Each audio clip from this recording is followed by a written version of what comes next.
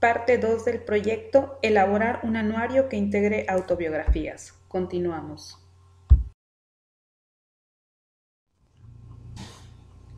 La voz narrativa es la voz del narrador. Él puede protagonizar los sucesos o ser solo un testigo de los hechos que se narran.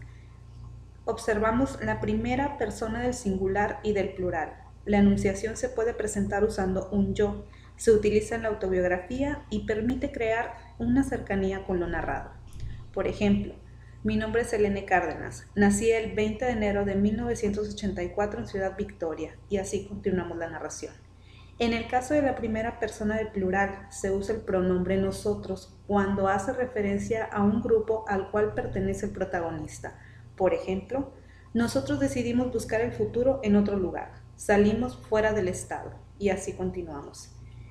En la segunda persona del singular, la enunciación se presenta usando un tú.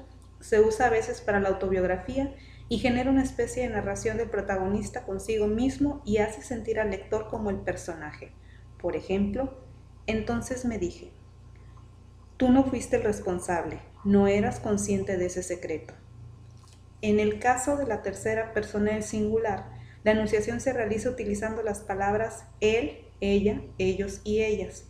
Se utiliza en la biografía y crea cierta distancia con lo narrado. Por ejemplo, la maestra Helene Cárdenas nace el 20 de enero de 1984 en Ciudad Victoria. Sus padres son Ana Parreño y Rigoberto Sánchez. Ella realizó sus estudios en su ciudad natal, y así continuamos la narración hasta el final. Una vez que hemos establecido las características, reconoceremos que en el caso de la autobiografía tendremos que utilizar la primera persona del singular y del plural para poderla escribir.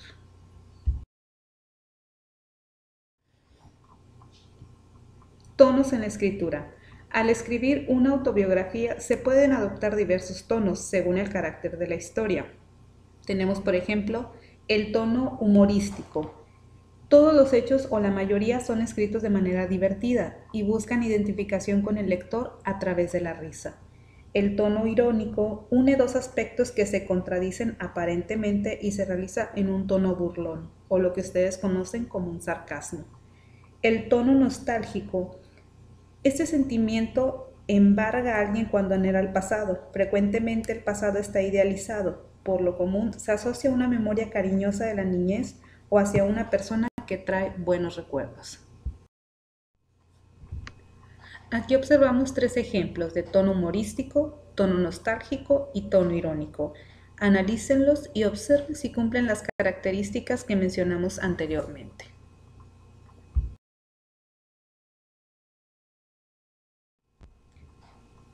Continuando con los tonos de la escritura, encontramos el tono heroico. Aquí algún suceso de la vida puede contarse como una gran hazaña. En el caso del tono melodramático, se caracteriza por la exageración de sentimientos. Si se elige este tono, se puede hacer uso de la hipérbole para exagerar una situación. Por ejemplo, cuando me caí, me dolió tanto que me convertí en un mar de lágrimas. Y por último, encontramos el tono trágico. En este se da un mayor peso a la descripción de los sucesos dolorosos vividos por el protagonista o las personas cercanas a él. Aquí podemos encontrar un ejemplo de tono heroico, melodramático y trágico. Al igual que en los anteriores, les pido que observen y analicen si cumplen con las características mencionadas anteriormente. Para evitar la repetición continua de palabras en la redacción de la autobiografía y enriquecer nuestro vocabulario, haremos uso de los siguientes recursos. El primero, los pronombres. Son palabras que señalan las tres personas gramaticales. No tiene significado por sí mismo, ya que el nombre al que hace referencia varía dependiendo de la situación y el contexto. Los tenemos en singular, primera persona yo, segunda persona tú, tercera persona él o ella.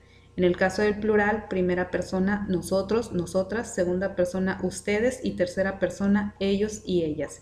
En el caso de los sinónimos, sabemos que son palabras que tienen un significado igual o muy parecido. Es un recurso muy utilizado por los escritores, ya que es una manera de evitar ser repetitivos. Por ejemplo, fuimos andando a casa. Si sustituimos la palabra andando por caminando, sabemos que tiene el mismo significado. En el caso de los antónimos, sabemos que son palabras con significados opuestos o contrarios.